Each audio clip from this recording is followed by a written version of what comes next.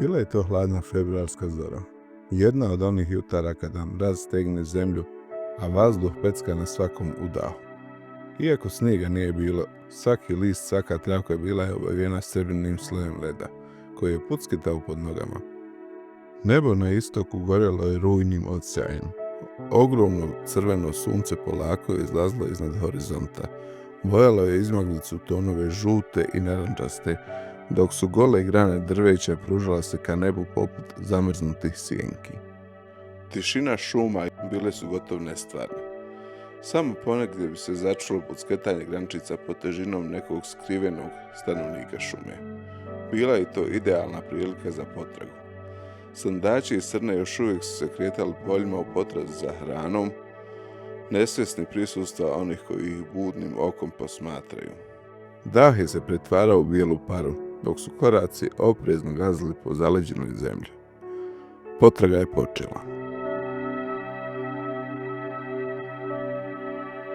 Polovina februara na ovoj ravnici donose prve znakove promjena.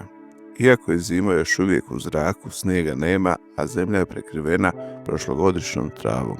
Čeka prve proljetne kiše. Među gustim pojasevima trstike, u sjeni niskog rastinja, skrivaju se srne i srndači, oprezni, ali uvijek prisutni.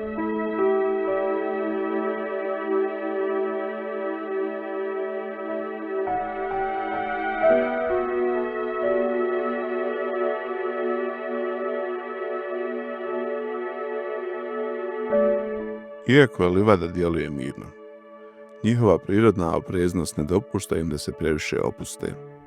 U blizini je magistralni put, a zvukovi automobila povremeno prekinu tišinu. Srne su naučile da žive u ovom prostoru između divljine i ljudskog svijeta, ali njihov opstanak zavisi od instinkta i brze reakcije.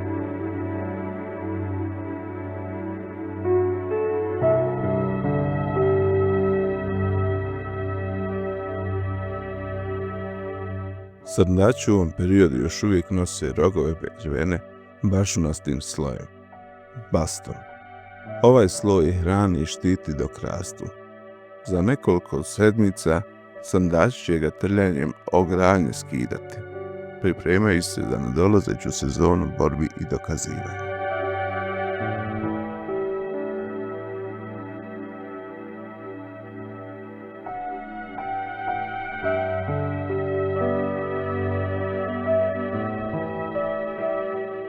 Izrana u ovom periodu je oskudna, ali srne znaju gdje mogu pronaći ono što im je potrebno. Trstike i nisko rastinje ne pružaju samo zaklon, već izvor hrane, suhog lišća, pupoljke, korijene koje izvlače iz zemlje. Svaka biljka koju pronađu sada znači više energije za izazov koji dolazi.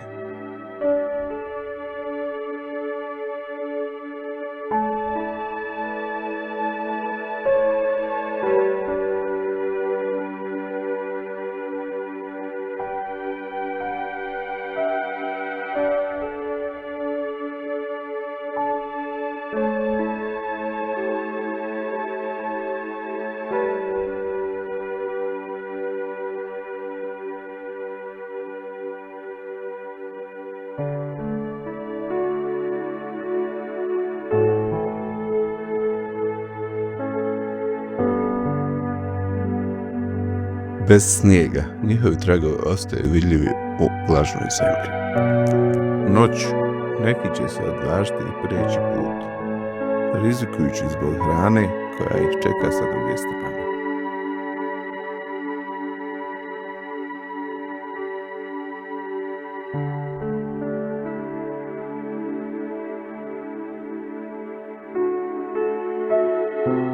Ova ravnica dom je srna i srndača, ali ujedno i mjesto gdje se divljina i civilizacija susreću.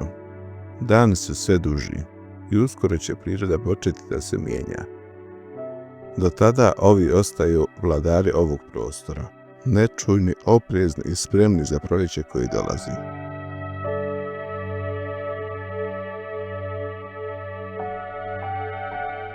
Na polju gdje žive srne i srndači, zemlja je meka i prošarana suhom travom koja se podvija pod blagim vjetrom.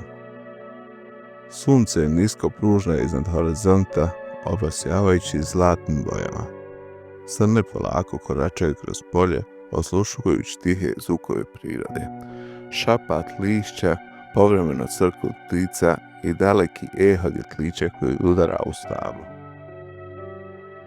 Bijela čaplja je isto jedan od stanovnika ovog nepreglednog prostranstva. Fazani u šarenom perju izlaze iz krovišta među niskog grmlje, pažljivo kljuskajući sjeme koje je ostalo od jeseni. Polje je puno života, iako djeluje mirno.